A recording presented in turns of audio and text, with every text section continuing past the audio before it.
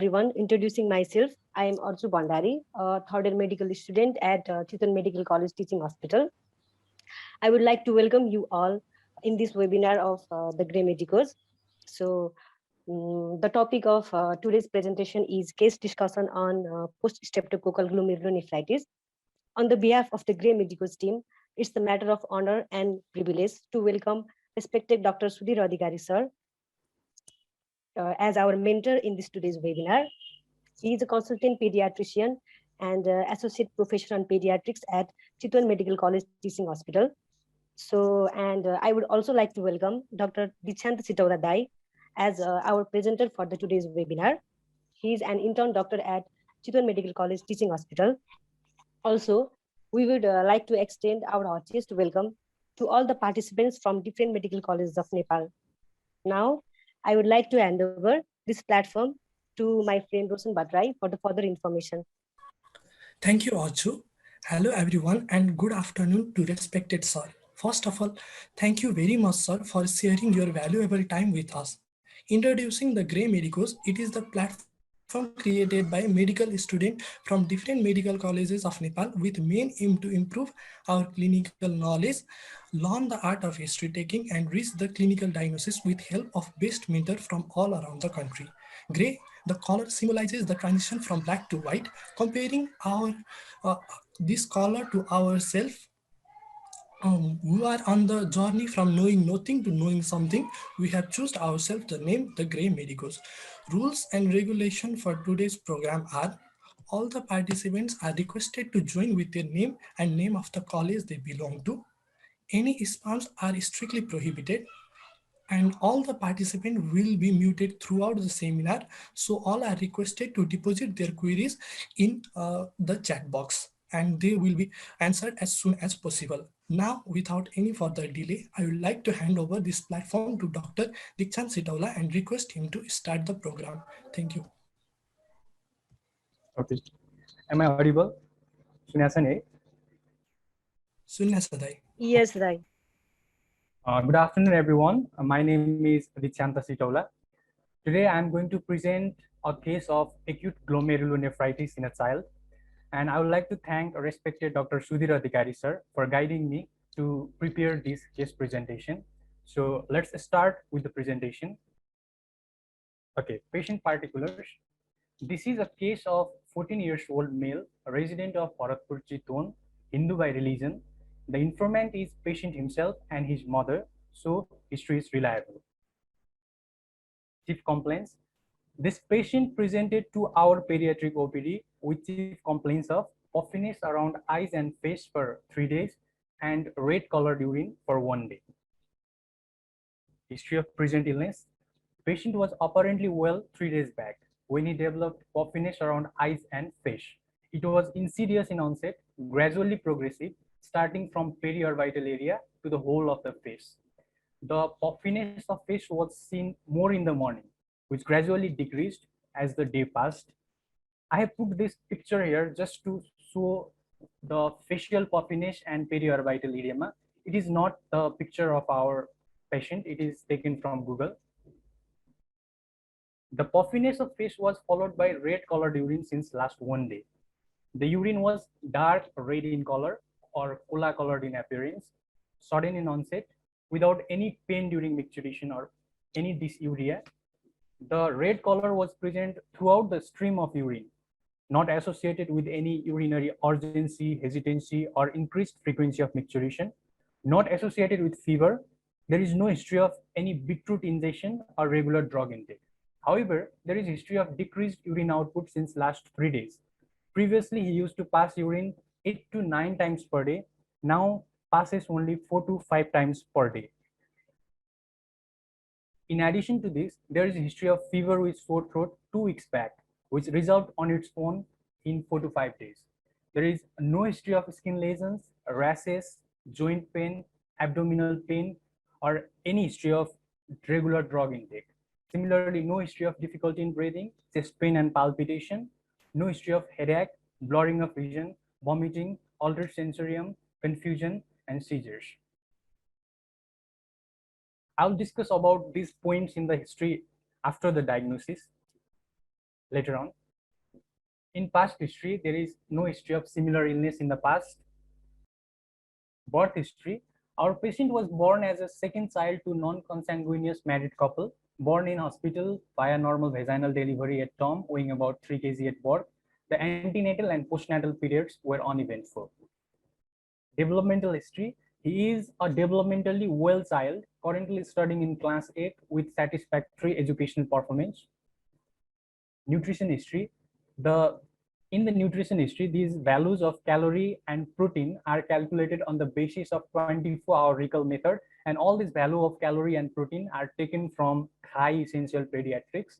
So after calculating all the calories and protein, our patient has calorie deficit of about 48% and protein deficit of about 10.86%.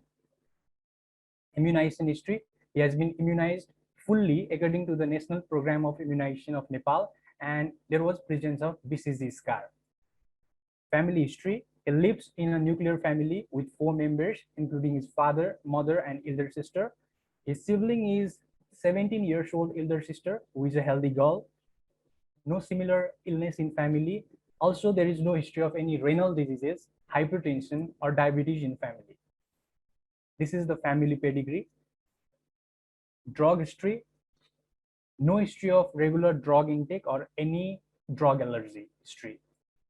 Socioeconomic history.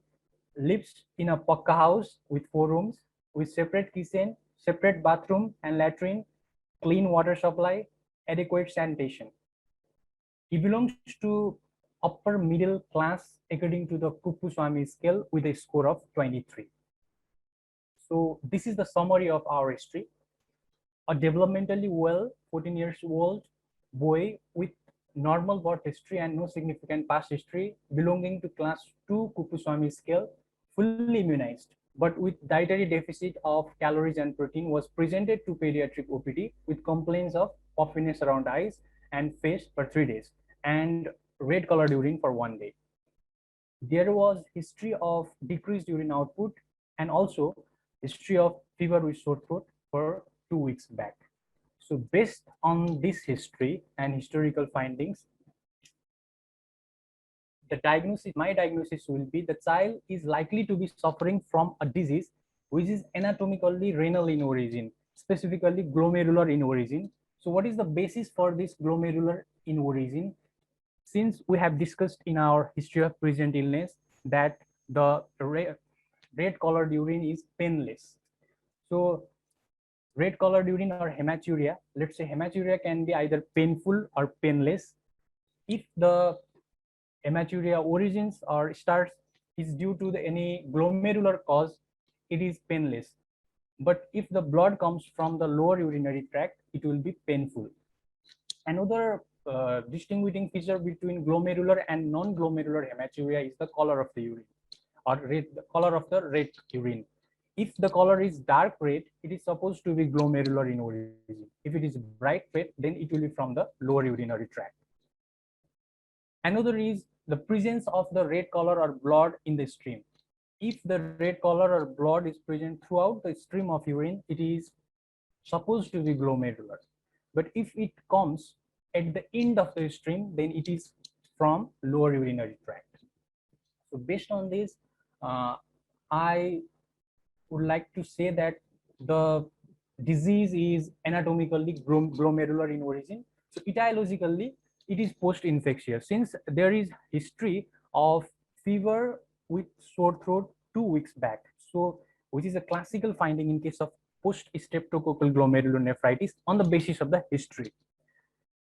So the criteria is, if there is history of fever with sore throat, that is pharyngitis, before 1 to 2 weeks of the hematuria, then it is taken as post-streptococcal. But also there is a criteria for the skin infection or pyoderma. If it is before the 3 to 4 weeks of hematuria, it is post-streptococcal glomerulonephritis. So I would like to repeat it again. If hematuria occurs after 1 to 2 weeks after pharyngitis or 3 to 4 weeks after pyoderma, then it is supposed to be post-streptococcal hematuria. So etiologically, our diagnosis is post-infectious and pathologically immune complex mediated. So post-streptococcal hematuria is immune complex mediated in mechanism. So based on my history, my diagnosis, my provisional diagnosis is acute glomerulonephritis that is likely to be post-streptococcal glomerulonephritis. Sir, anything you want to discuss in history? Sudhir, sir? Yes, okay. So the child presenting with the generalized swelling and Generalized facial puffiness, sir. okay, so the facial puffiness and Red colored urine. Red color urine. So this is one of the common presentation in our part of the in developing countries like Nepal. So the majority of children with the post-infectious disease, they are present in the developing countries.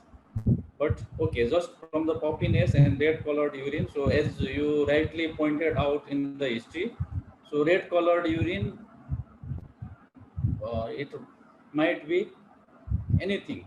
So as we have also told in the history, just history of beetroot ingestion or any coloring substance. So that rules out the red colored urine due to any food or coloring agent, or maybe due to the drug intake. So that also has been rightly pointed out. Then if we rule out red colored urine, that is not due to the other cause, means that should be in the from the renal. So renal maybe from the upper is glomerular or interstitial, or lower means tubular or urinary pathology. So then dark colored or cola colored urine means it is more likely coming from the glomerular pathology or upper urinary tract. And also the rightly you pointed out that it is painless. So most of the traumatic cause or maybe cause that may be due to the urinary tract infection or any anatomical abnormalities or calculus, they are more likely to be painful. So this here again it's painless. So and another is, so it is the color is throughout the, so urine is uniformly colored. So it is not the beginning or end. So that is there. So and from this history, the two parameters that suggest this puffiness of face and urine color, so that may be due to the renal pathology. So in the negative history, so we can also ask about the cardiovascular pathology. So because the puffiness can be due to Cardiac cause also. Cardiac cause also. So we have to so for hepatic means history of jaundice in the past, or if swelling that starts with there is abdominal distension, so other and nutritional history also. So overall this 14 years means, so we can ask about the history of chronic diarrhea or malabsorption or recurrent infection and poor weight gain. So that may be, or sometimes endocrinal causes also might be there. So just to become more broad, so we can also ask history related with the hypothyroidism, like cold intolerance and all, constipation. So but that can be in this child of 14 years, so that should be acquired hypothyroidism. Okay, so you can proceed. So thank you. So let's go to physical examination. General physical examination. The patient was well looking, average build, and well oriented to time, place, and person. He was examined in sitting and supine position. Vitals: Pulse was 92 beats per minute, regularly regular, normovolemic, no radioradial delay and radiofemoral delay, and all the peripheral pulses were palpable. Respiratory rate 20 breaths per minute, temperature 98.5 degree Fahrenheit. Blood pressure was 109 millimeter mercury systolic and 64 millimeter mercury diastolic, which is normal, that is less than 120 by 80. So I want to add extra information regarding this blood pressure measurement in child, because we also faced a lot of problem in interpreting the blood pressure in a pediatric patient in examination or in ward posting also. So I have prepared a separate slide for it. So this is the slide for interpreting the stages of hypertension or blood pressure in a pediatric population. It was given by American Academy of Pediatrics in 2017 from population ranging from 1 to 18 years of age. So broadly, pediatric population is divided into two groups here, just for interpreting the blood pressure. One is 13 years and above age groups. Another is age group of pediatric population less than 13 years. If we are presenting a case of a patient who is less than 13 years, then we have to calculate, or we have to calculate the blood pressure centile from the centile chart after calculating the height centile. So we have to do that extra work. But if our patient is 13 years or more than that, 13 to 18 years of age, then we don't have to calculate the centile. We can use the absolute blood pressure value. So for children less than 13 years of age, after we calculate the blood pressure centile of both the systolic and diastolic blood pressure from the blood pressure chart,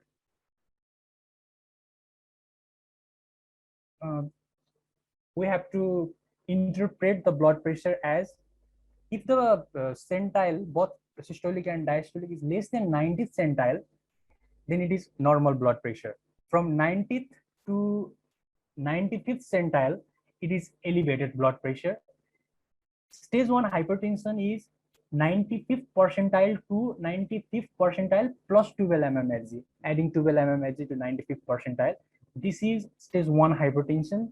And if the blood centile value is anywhere more than 95th percentile plus 12 mmHg, it is stage 2 hypertension. So in this way, we can interpret the blood pressure of pediatric patient less than 13 years of age. For children who is 13 years of age or more, we can use the absolute values for interpreting the blood pressure. Blood pressure value less than 120 systolic and 80 diastolic is normal BP. If the blood pressure is 120 to 129 systolic and less than 80 diastolic, it is elevated blood pressure.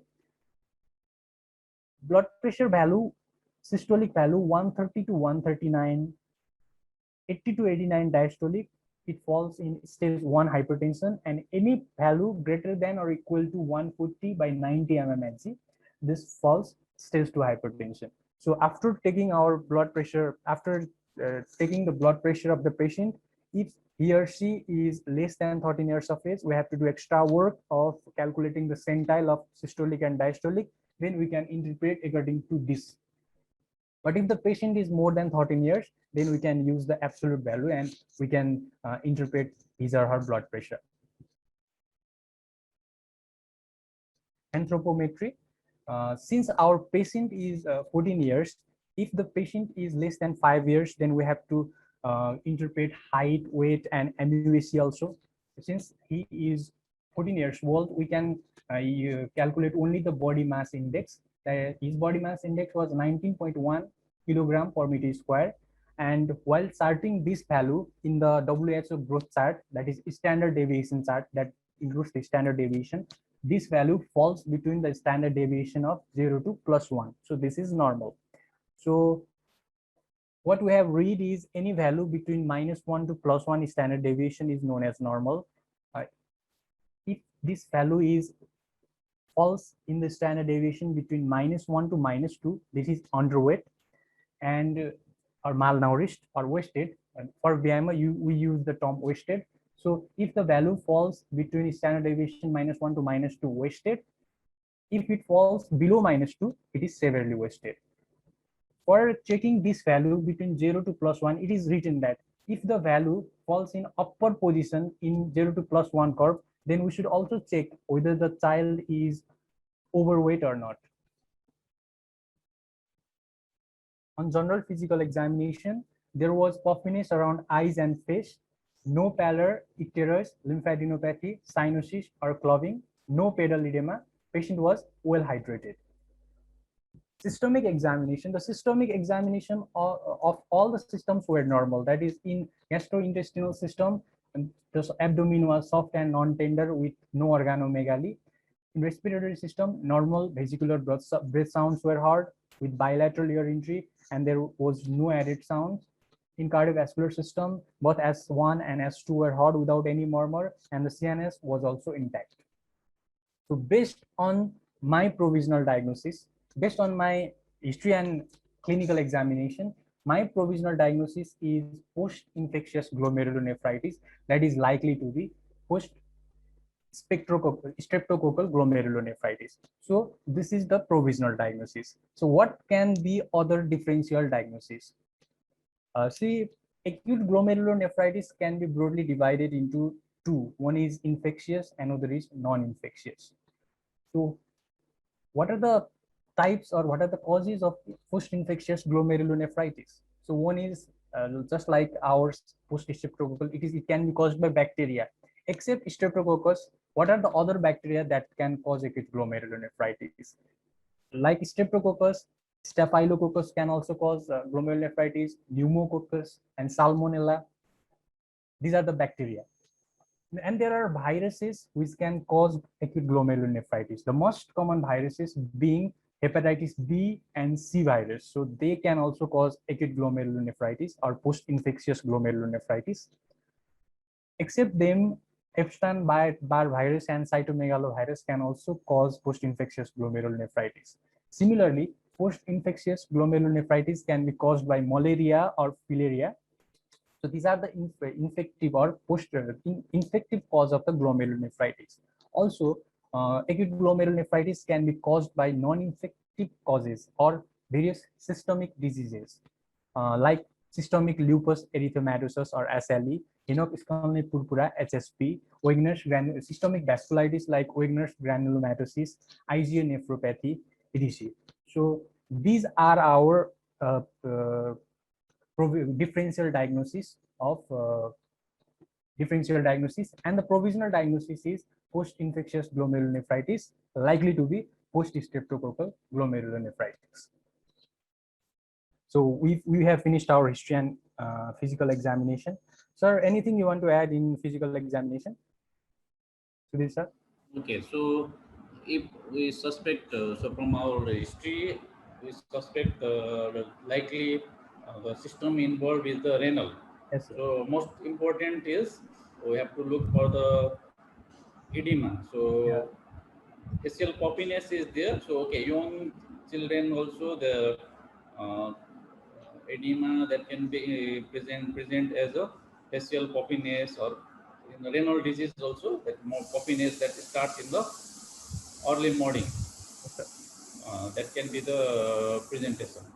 So other important is blood pressure measurement, and you have already highlighted the and that should be interpreted based on the child's age, and the blood pressure cuff also, that should be taken as the appropriate cuff for the child's age. So because if we take the unsuitable cuff, then the value may be incorrect. So that is also important. I am going to highlight that. And so being the renal system involvement, so in the clinical examination, so examination of gastrointestinal system, GI system should be more highlighted.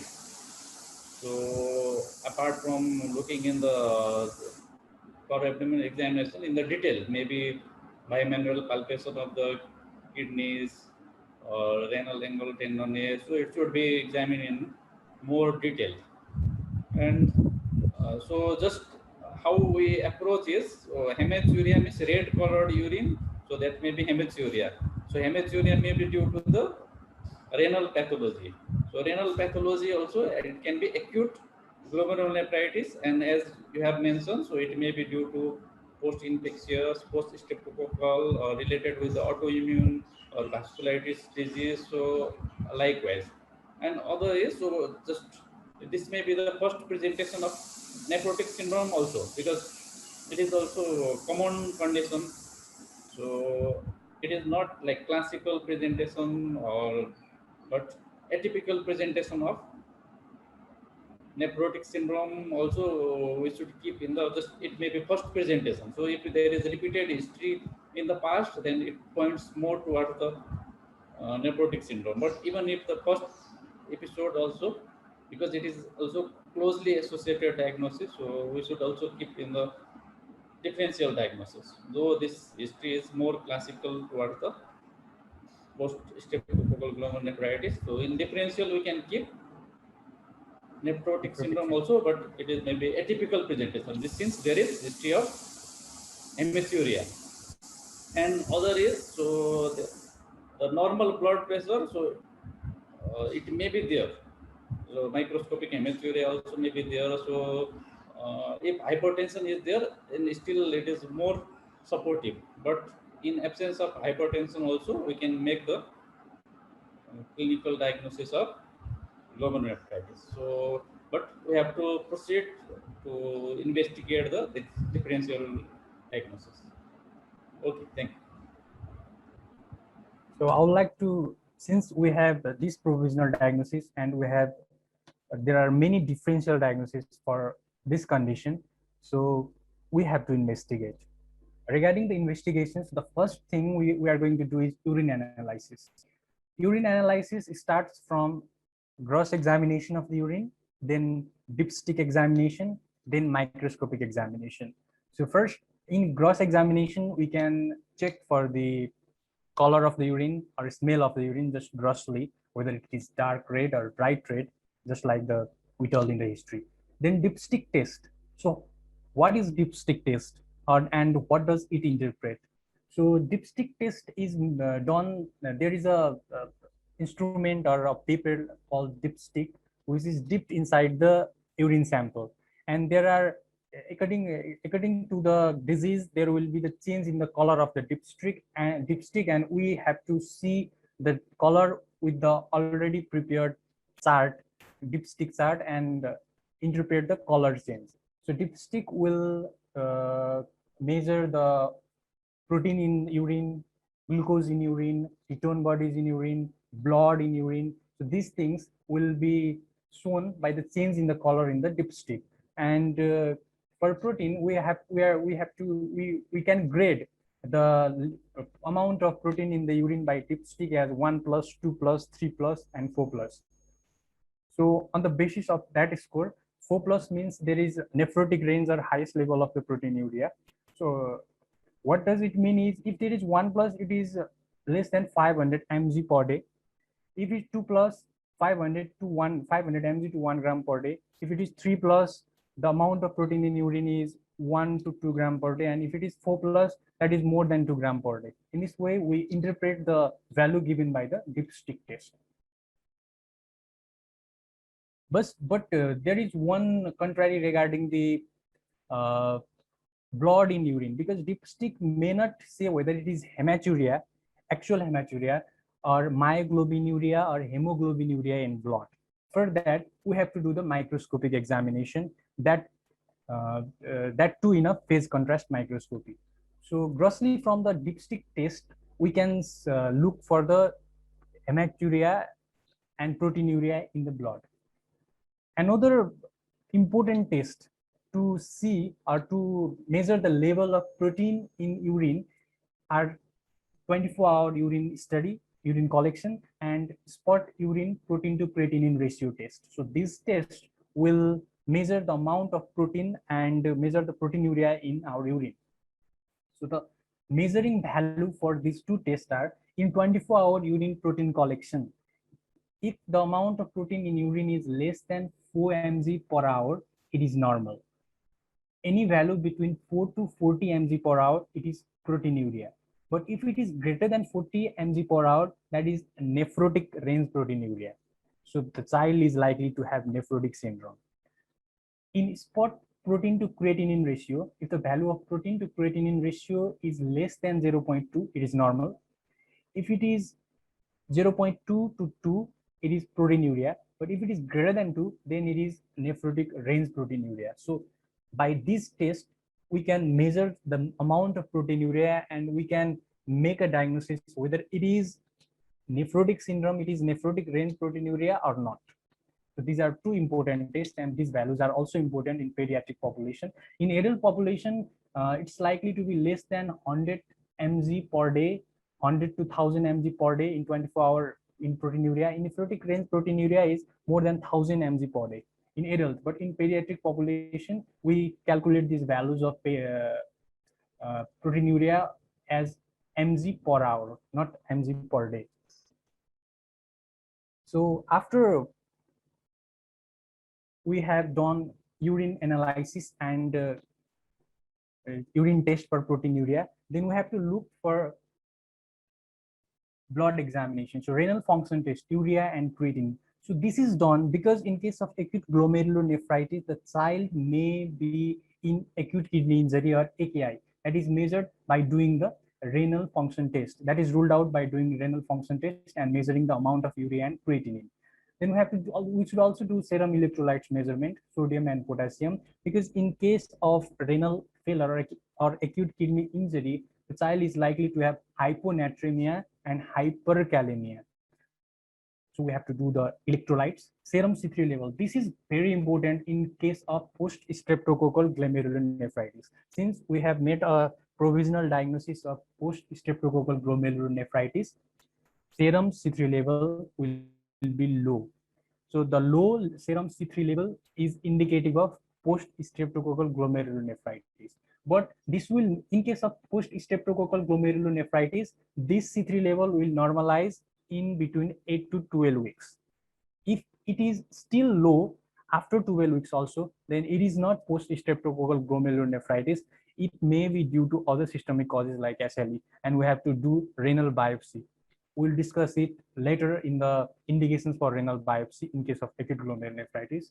So in post-streptococcal glomerulonephritis, the level of C3 is low, and this is very diagnostic of post-streptococcal glomerulonephritis. Since this is inflammation in acute glomerulonephritis, so the level of ESR will also be raised. So we can also test ESR, but this is not diagnostic test ESR. So in this way, we have done urine analysis and we have checked whether the proteinuria is nephrotic or nephritic. Then after doing the blood examination, we have ruled out whether there is the presence of AKI or not, and any electrolyte disturbances or not, and serum C3 level will help us to make a diagnosis of acute streptococcal glomerulonephritis. So these are the diagnostic tests. Another diagnostic test is anti-streptolysin titer, ASO titer, or anti-DNase B titer. So these are the tests to check the antibodies against the previous infection of the streptococcus in case of post-streptococcal glomerulonephritis. So this ASO titer is effective if the post-streptococcal glomerulonephritis is post-pharyngeal, or if pharyngitis. If the PSGN has occurred after the pharyngitis, then ASO will be an effective test. But if the PSGN has occurred after skin infection or pyoderma, anti-DNase B will be more effective to measure the titer of anti-streptococcal antibody.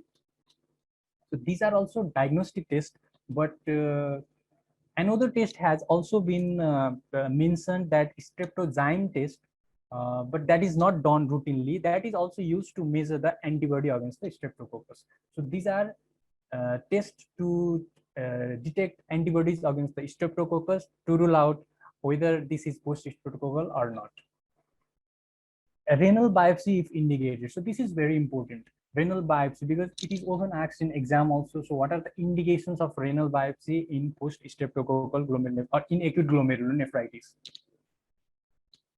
So we do renal biopsy in case of post-streptococcal glomerulonephritis if it is not confirmed as post-streptococcal glomerulonephritis. If we can confirm it as post-streptococcal glomerulonephritis, we need not do the renal biopsy.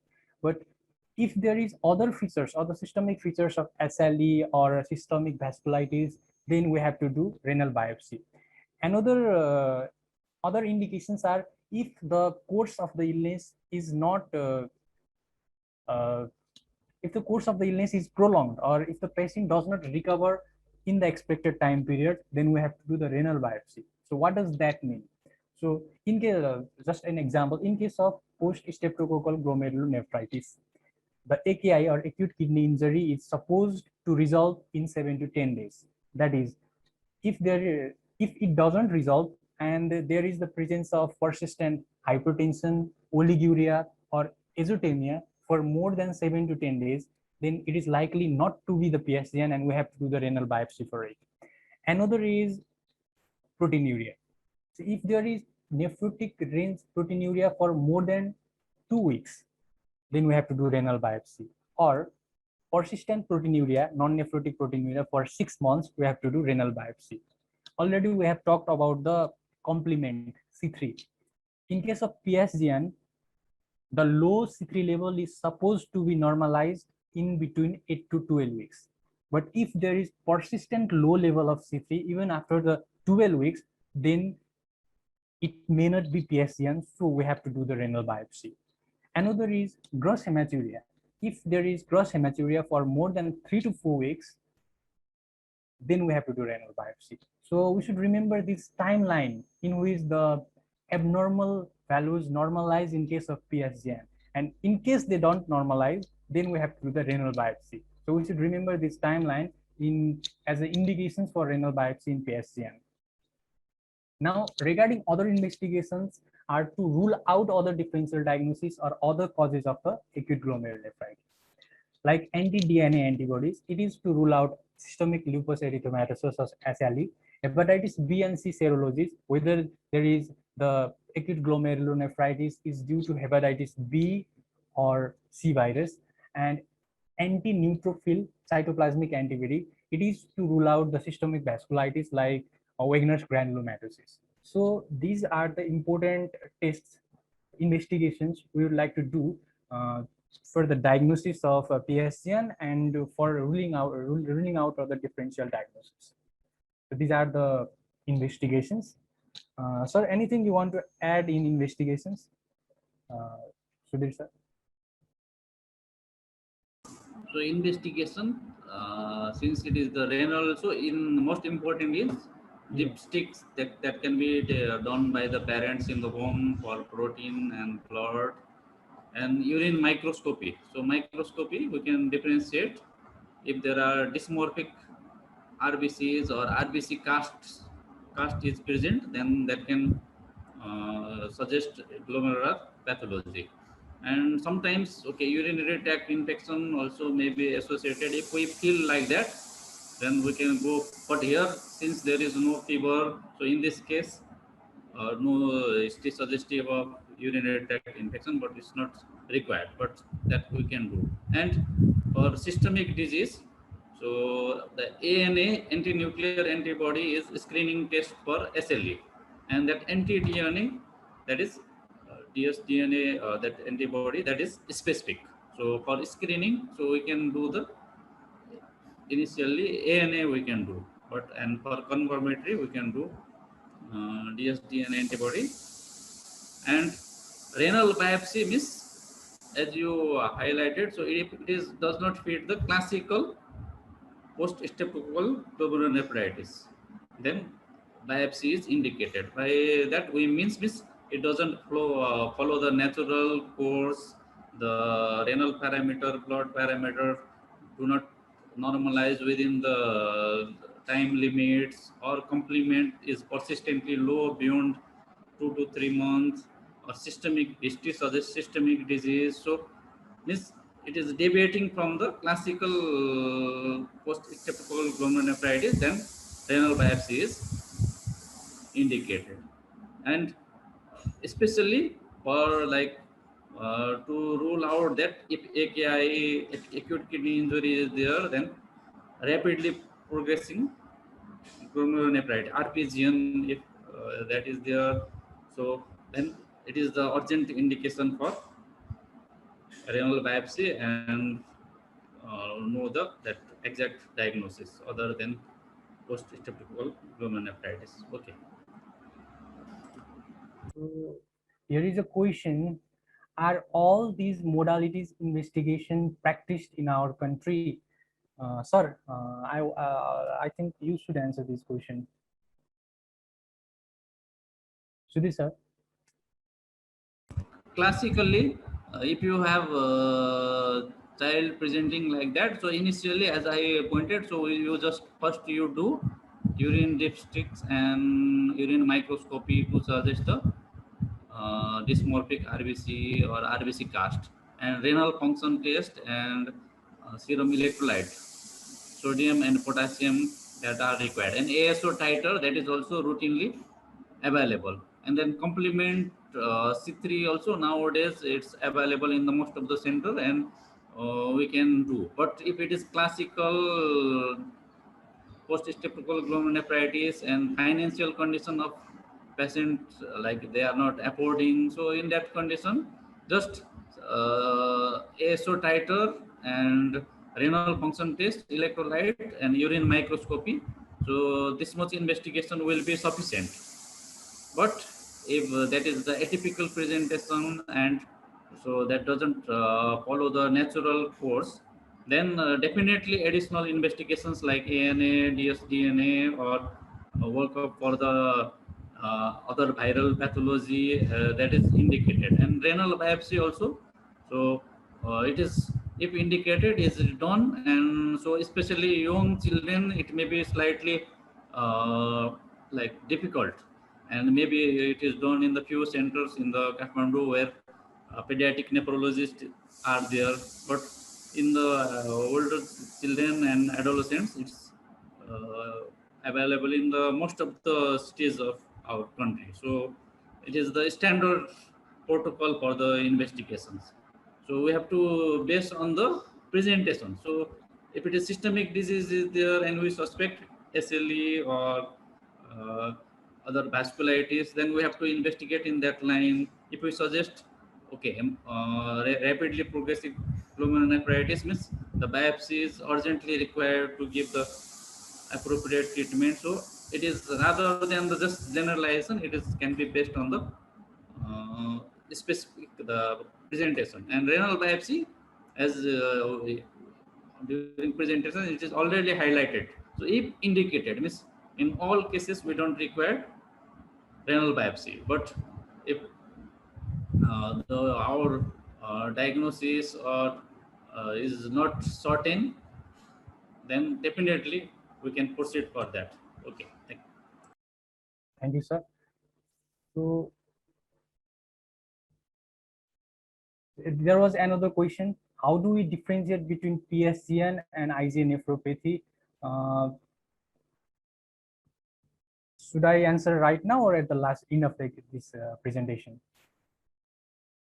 What will be better? The admins, please answer one. Should the question should be discussed right now or at the end of the presentation? पछि discuss गरे पनि हुन्छ. Okay, okay. Then I would like to proceed further. After the investigations regarding the management. So regarding the management, there are different grades or different progression of this acute glomerulonephritis. So patient who have only mild oliguria but no elevated BP, then he or she can be managed at home with constant blood pressure monitoring for ruling out the hypertension and dietary restriction. If the patient has severe oliguria and acute kidney injury with hypertension, then he or she should be admitted and the following management are done. In diet, we should restrict fluid, sodium, and potassium. So in case of post-streptococcal glomerulonephritis, fluid retention or overhydration is leads to many complications like pulmonary edema, left ventricular failure. So we should be very cautious regarding the fluid intake and sodium, salt intake, because as sodium will also increase the amount of fluid in the body. Regarding potassium, in case of children who have acute kidney injury or kidney failure, he or she is susceptible to hyperkalemia.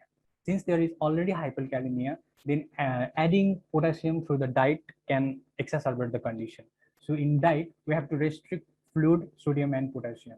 Since another is use of diuretics. Since there is edema, the use of diuretics will help to manage the patient. If the edema is modest, oral furosemide can be used or oral diuretic can be used. Oral furosemide 1 to 3 mg per kg can be used in pediatric population. If the edema is more and there are also features of pulmonary edema like cough and difficulty in breathing, then intravenous diuretics, that is intravenous furosemide therapy is preferable. We can use 2 to 4 mg per kg intravenous furosemide as diuretics to reduce the edema in the body. Also, use of diuretics will help to reduce the elevated level of blood pressure. Management in hypertension management. So how to manage the hypertension? Because hypertension in a patient with post-streptococcal glomerulonephritis or acute glomerulonephritis may lead to severe complications, including hypertensive encephalopathy, which may be very complicated state, which may be very fatal to the patient.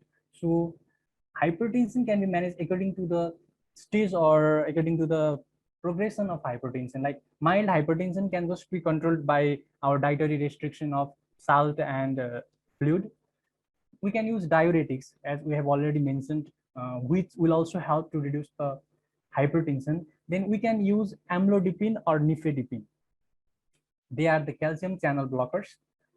In case of patient with acute glomerulonephritis, beta blocker and angiotensin converting enzyme inhibitor are not given.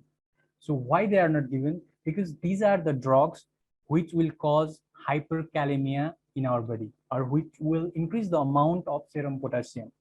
Since a patient with acute glomerulonephritis is already, or acute kidney injury, acute glomerulonephritis with acute kidney injury is already with hyperkalemia, there is already hyperkalemia, these drugs will exacerbate hyperkalemia and that can lead to other cardiac abnormalities. So these drugs are not preferable in case of acute glomerulonephritis. We can use diuretics or calcium channel blockers like amlodipine or nifedipine. Then in case of patients with hypertensive emergency, suppose a patient comes with hypertensive emergency and we have to immediately lower his or her hypertension, then we should give those antihypertensives which act fast. So intravenous route of the drug will act fast, and there are two antihypertensives which can be given intravenously. They are sodium nitroprusside and labetalol. We can also give sublingual nifedipine, and then if there is IV nitroprusside or labetalol is not available, but intravenous nitroprusside or labetalol will be the preferable choice if the patient presents with hypertensive emergency. So these are the management plans for the control of hypertension in a patient with acute glomerulonephritis. Sometimes the condition is so bad that we may need dialysis, like for children with severe renal failure and prolonged oligoanuria or fluid overload and life-threatening complications, sometimes, and persistent AKI or acute kidney injury, sometimes dialysis may be needed in those patients. So these are the management plans for patient with PSGM. And talking about the prognosis of post-streptococcal glomerulonephritis, the prognosis of post-streptococcal glomerulonephritis is very good. That is, it's almost resolved in almost all the children. So, thank you. Sudhir sir, do you want to add something more in management?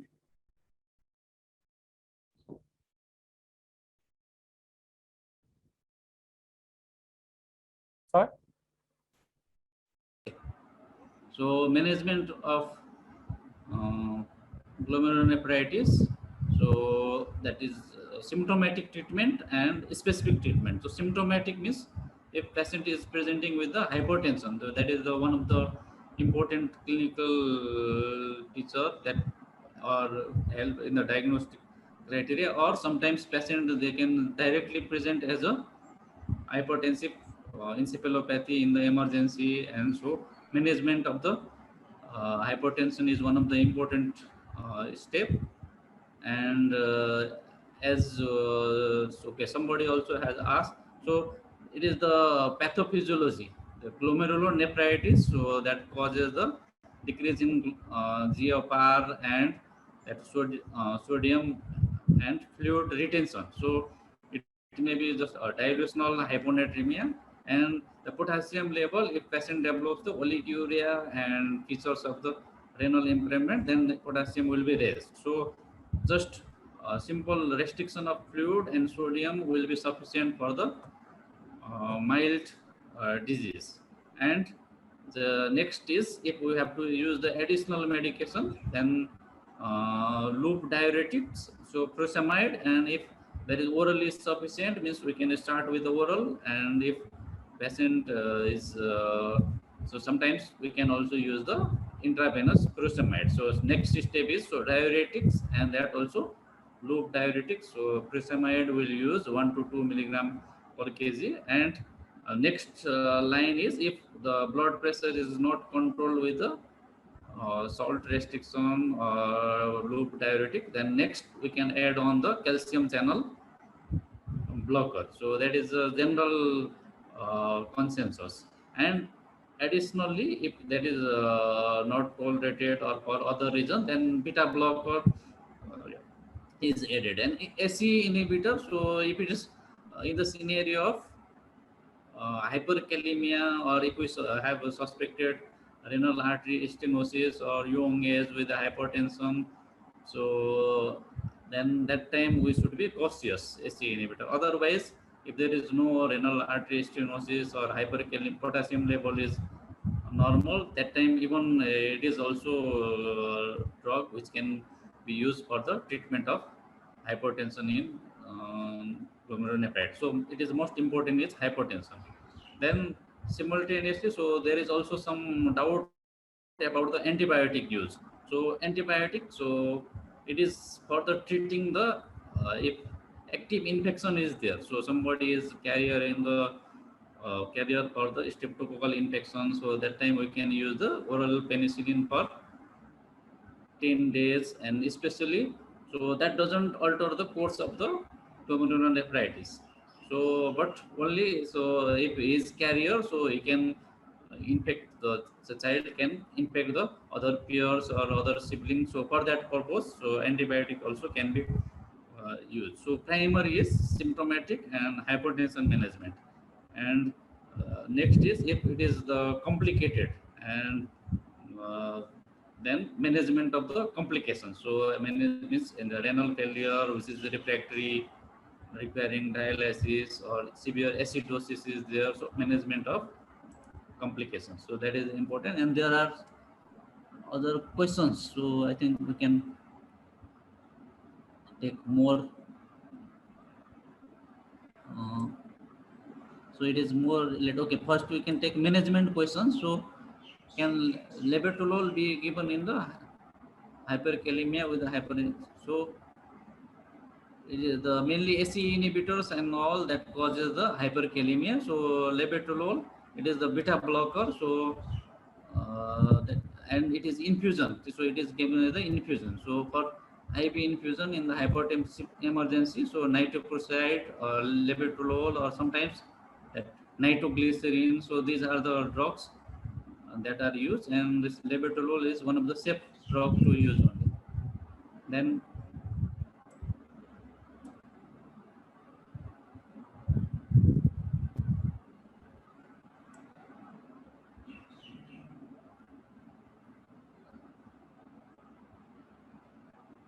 so this end you can take, if you want to take tell some more questions. Okay, sir. So there are many questions. The first one that was asked some time ago, in between the presentation, was how do we differentiate between PSGN and IgA nephropathy? So on history, there is something very different in history of PSGN and IgA nephropathy. In case of post-streptococcal glomerulonephritis occurs after 1 to 2 weeks of pharyngitis. So it is called as post-streptococcal glomerulonephritis.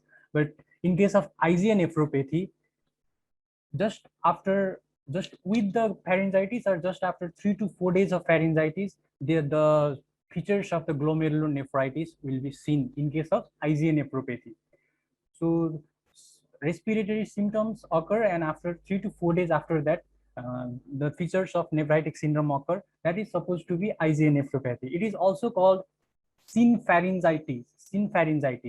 In case of PSGN, it is post-streptococcal glomerulonephritis. Post means that occurs after, but synpharyngitis means in case of IgA nephropathy, these features of the glomerulonephritis will occur along or in equivalent, in same time or simultaneously with the respiratory symptoms. So this is the basic difference in the history. I think the best way to differentiate between PSGN and IgA nephropathy is renal biopsy. So these are, isn't it? So an IgA nephropathy, and it can present as acute, and sometimes it can also present as the recurrent episodes of either microscopic or gross hematuria. It can present in the both ways, and that we should also the classical presentation age of the post-streptococcal glomerulonephritis is that school-going children, means 5 to 12 years of age. So the classical age group and that history of the past infection, there is a gap, and the IgA nephropathy. So sometimes it can present as acute, but it can there is also a history of recurrent episodes of hematuria, or it can run into the chronic. It is also cause for the acute as well as chronic hematuria. Okay, there is And another. Okay. You want to add? Please. Okay, fine. And somebody was asking SLE. So actually, in children also we can make the diagnosis of systemic lupus erythematosus (SLE). But if there we have criteria that 11 out of 4 criteria were there. So typical butterfly rash, photosensitivity, and presence of oral ulcer. So those features are there. And with the systemic manifestations, joint pain, serositis, and so anti-nuclear antibody or dsDNA positivity is there. But sometimes, as that's why we have this criteria for persistently low complement and doesn't respond to the usual treatment. So then in the renal biopsy, so to rule out these systemic causes like SLE or other vasculitis, that's why there is an indication for renal biopsy for the cases of acute glomerulonephritis, which doesn't fit into the post-infectious, classical post-infectious or post-streptococcal glomerulonephritis. So that's why even in the absence of the other systemic manifestations, so sometimes renal biopsy also, it helps to that, if that suggests the lupus nephritis finding. So then that will definitely help to make the diagnosis even in the early age. Okay. So there was another question: best choice of drug given to control hypertension. I think Sudhi sir has already discussed this. Initially, we use diuretics and calcium channel blockers. Then, in case of antihypertensive, in case of emergency, we use intravenous antihypertensives. So this has already been discussed. Can we know PSGN in early stage? Can we prevent it early? So post-streptococcal glomerulonephritis in early stage. I think these cases of glomerulonephritis present like the features of ours. Initially, there may be minimal facial swelling and microscopic hematuria are the early features of PSGN. So what do you want to ask by this question means, can we prevent it early? You mean after streptococcal, the history of sore throat, can we prevent it early? I think sir, Sudhi sir. So actually, the antibiotic therapy and others, so it is mainly related with the pathogenesis, that M protein that cross-react with the serotypes which are responsible for the sore throat or skin infection, and that it is the post-infectious or it is the autoimmune pathology. So treating the acute infection might not prevent the nephritis, but if in the community itself, if there is circulation, especially in the developed country where there is hygiene and socio-economic status is good. So there is no circulation of the these serotypes which causes the nephritis. So that's why it may be prevented in that way. But just giving the oral antibiotic, because it is there is a definitive gap of 1 to 2 weeks or 3 to 6 weeks. So that is not possible.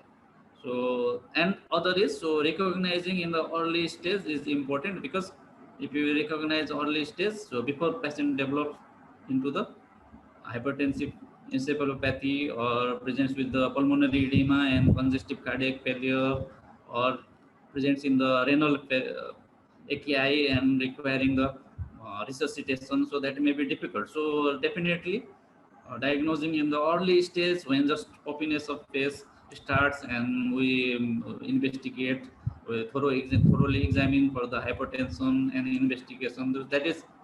That will be definitely helpful in preventing the complications. We start treatment early, and patient will be admitted if is hypertensive, and so that will definitely prevent the complications, like especially these two related with hypertension, hypertensive encephalopathy, and congestive cardiac failure, pulmonary edema, or if patient progress into the acute renal failure or AKI, so that will definitely help. Okay, another this question is interesting. Is there a link of recurrent tonsillitis and post-streptococcal glomerulonephritis? So we have talked about sore throat causing PSGN, but this recurrent tonsillitis. Sudhir sir, do you have any idea regarding this? So then I'm also not clear about that. So sore throat is linked with the Yes. Post-streptococcal glomerulonephritis, and that serotypes, like especially M1 to 12. So I know 12 serotypes. So that is linked with the. So if somebody has streptococcal sore throat and recurrent, means okay, that might increase, but I am not aware of the definitive reference, or so that we can check and again, so we can look for that any evidence. I think we should see for more research evidences regarding this. This is an interesting question, because we have already always talked about post-pharyngitis, streptococcal glomerulonephritis, but recurrent tonsillitis. We should check some researches regarding its evidence. This is very important question we got in this presentation. So what is the etiology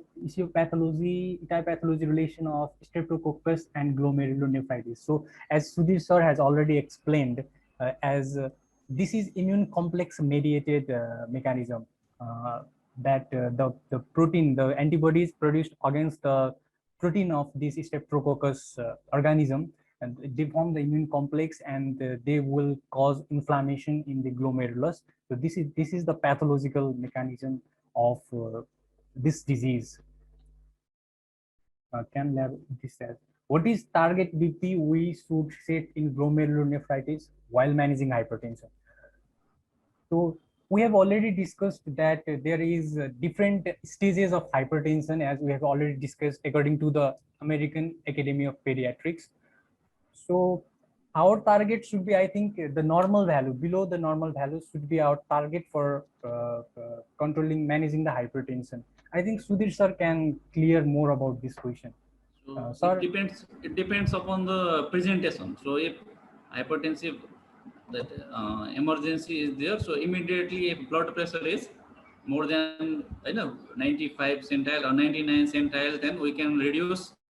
If child presents with the hypertensive encephalopathy or presence of convulsion or hemorrhage, so immediately we can give the infusion to reduce the some amount of blood pressure. But since rapid reduction in blood pressure is, it may be also hazardous, so immediately for seizure, convulsions or hemorrhage, we reduce the blood pressure less than 99. But then bringing it to the normal, we can titrate antihypertensive, and that can be done over 24 to 48 hours. So at least for 48 hours, then we can bring the blood pressure to the this is less than 90th centile is we told it's normal. So immediately it is presenting with a stage 2, means we can bring below that. If child is presenting with the convulsions or hemorrhage, then below that we can titrate and we can reduce over 48 hours or 72 hours. So that can be done. So Okay, target thank is you. definitely it is less than normal, means less than 90th centile. So for glomerulonephritis. There is another question. Can you make more clear about BP measurement in child? Okay, this we have already discussed, but I want to discuss it once again. So in ward, when we measure the blood pressure of our patient uh, from the blood pressure cuff, and we write down the absolute values of the systolic and diastolic values of the patient. So in according to the AAP 2017 criteria, first of all, we should know the age of our patient. If our patient is below 13 years of age, then we have to do extra work for interpreting the centile of our patient. But if he or she is more than 13 or more years of age, then we can easily use these absolute values. We don't have to calculate the centile. So regarding centile calculation, we need two charts. One is the chart for the height centile, because for measuring the blood pressure centile, we need the height centile of the child, of the patient. So first of all, we have to find out the height, the centile in which the height of our patient falls from the chart of height centile. Then using that reference of height centile, we can calculate the centile of both systolic and diastolic blood pressure. After we have calculated the centile of our systolic and diastolic blood pressure, according to that, we are going to interpret the blood pressure of our patient less than 14 years of age. If that measure falls between less than 90th centile, that is normal blood pressure. But if it falls between 90th to 95th centile, then that is elevated blood pressure. If it falls somewhere between 95th percentile to 95th percentile plus 12 mmHg, that is stage 1 hypertension. And if it is any value more than 95th percentile plus 12 mmHg, that is stage 2 hypertension. So in this way, we are going to interpret the centile of BP we have calculated in patient less than 13 years of age.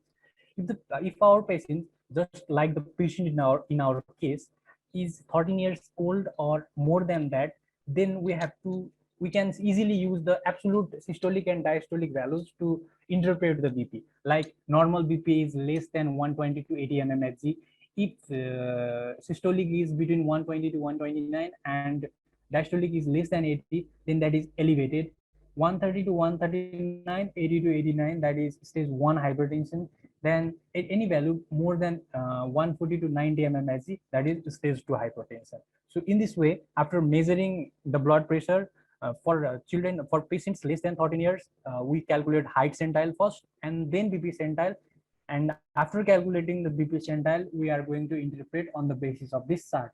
So it will be better if you take this slide or this criteria in your mobile phone, so that it will be easy for you while interpreting in Word, the Word presentation. So this is about. So here, like we have discussed, the case discussion is about the acute glomerulonephritis and blood hypertension management, that is discussed in that line. But okay, any child who is presenting with the chronic hypertension and just presentation is for the hypertension, not with the facial puffiness, or it is incidentally detected or maybe associated with obesity, means the approach is slightly different. So for that, you have to we have separate approach to hypertension in children. So that approach should be there. So here basically we have focused on the management of hypertensive emergency. So where child with the glomerulonephritis present with the hypertension. Okay. Thank you, sir. What are the causes of acute kidney injury? Okay, this question, acute kidney injury is a large topic in medicine, internal medicine also. There are many causes of acute kidney injury. Broadly, we divide the causes of acute kidney injury into pre-renal, renal, and post-renal causes. In pre-renal causes, something like hypovolemia or shock can be caused of the acute kidney injury. In renal, there are many causes. Just these causes of all the causes of this acute glomerulonephritis can be the cause of acute kidney injury, or drug-induced injury to the kidney, that can be acute kidney injury. Well, there are many causes in the list, and in post-renal causes, obstructive uropathy, basically anything that obstructs the urine and that leads to the damage to the kidney cells, can be the cause of the acute kidney injury. So there are many causes of acute kidney injury, broadly classified into three groups, like pre-renal, renal, and post-renal. So you can read those all the causes. You can get all those causes in the book, but broadly they are pre-renal, renal, and post-renal. How will it take place? Okay, how will it take to take post-streptococcal glomerulonephritis as hypertensive encephalopathy? So hypertensive encephalopathy is caused due to the highly elevated blood pressure, but I'm not clear about the time frame. Sudhir sir, is there any time frame, time duration to present PSCN as hypertensive encephalopathy? So the presentation is variable. So as just in this case, the child is normotensive. So it's at least 60%, more than 60% of patients they are hypertensive, and around 10% of patients they might present into hypertensive encephalopathy. So that if it is not so recognized early and treatment is started, so sometimes they can present in the quite few days, or sometimes it might present over 1 week or like that. So it is variable, but around 10% patient they can present with the hypertensive encephalopathy. And the cause is, as you know, the renal failure. So it's the regulation of blood pressure is by the kidneys. So there is sodium, potassium regulation, renin, angiotensin, aldosterone system, and fluid retention. So all these mechanisms that account for the hypertension. So there is oliguria and hypertension, and if that is not managed so early, then blood pressure can be in the stage 2, and that can present as the hypertensive encephalopathy. So as a complications of post-streptococcal glomerulonephritis.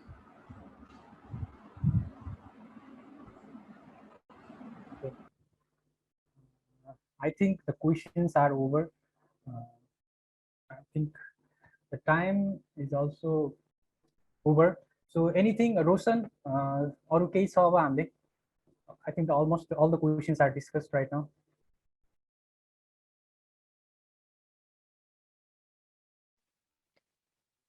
So thank you very much, sir, and thank you very much, Dai. I think there are no more questions left. So now we would like to hear a few words from Dr. Sudhir Adhikari, sir, regarding this today's webinar. So thank you all the organizers and for inviting me to this clinical discussion. So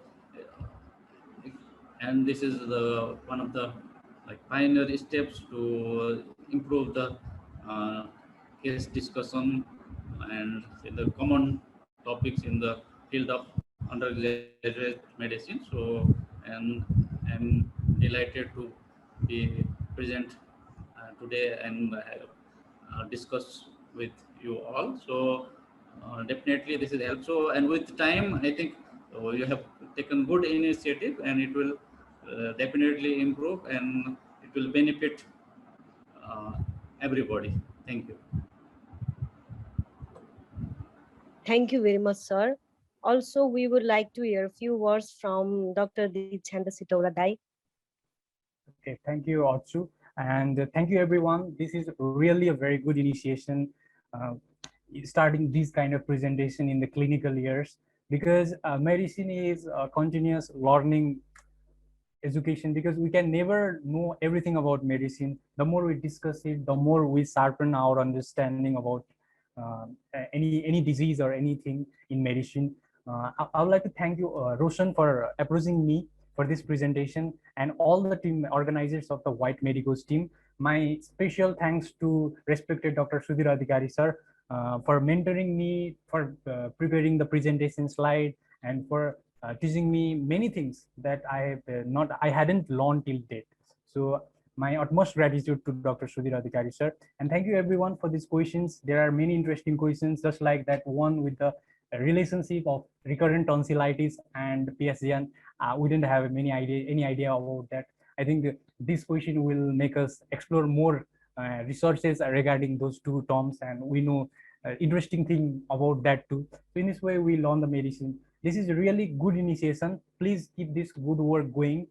This is really going to help you to learn more about the clinical aspects, as well as to sharpen our understanding of any particular topic in the topic, in the medicine. The more we discuss, the more we will understand, the deeper we will understand about any topic. So thank you very much, everyone, for this opportunity, and thank you, Sudhir sir, and thank you, the Grey Medicals team. Thank you. Okay, thank you very much, Dai. Now I would kindly request Roshan Bhatrai to display a small token of love, which we have prepared from the behalf of the Grey Medicals team.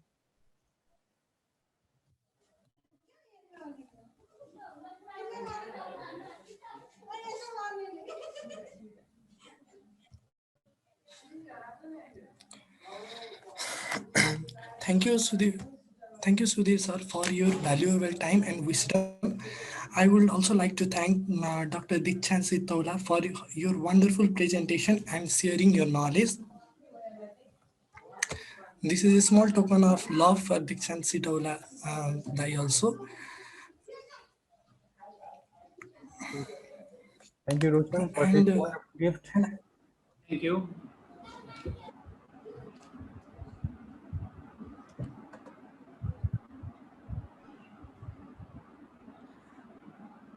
and with this, I'd like to thank all of the team member of the Grey Medicos, and I'd also like to thank our senior Manoj Sai Dai and Avinash Bania Dai for helping and coordinating with us throughout this program. Without their support, this would not have been possible. Thank you. Thank you, everyone. And thank you very much, sir, for your time and wisdom. Thank you. With this, I'd like to conclude our meeting. Okay, one thing, Roshan, your slide, Sunny, regarding this slide, do you guys need this presentation slide? Please distribute, right? यसमा चाहिँ जुन त्यो BP chart and regarding the urine 24-hour urine calculation, PC ratio, these may be important for you. So if you need this slide, I think you should distribute to everyone of this team.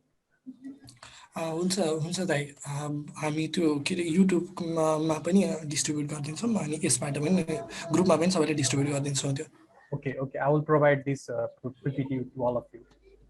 हुन्छ दाइ thank you Thank you, Sudhir sir. Thank you, everyone. And Manoj and Avinash, thank you. You guys, यिनीहरूले धेरै काम गरिरहेको छ CMC मा. Thank you very much.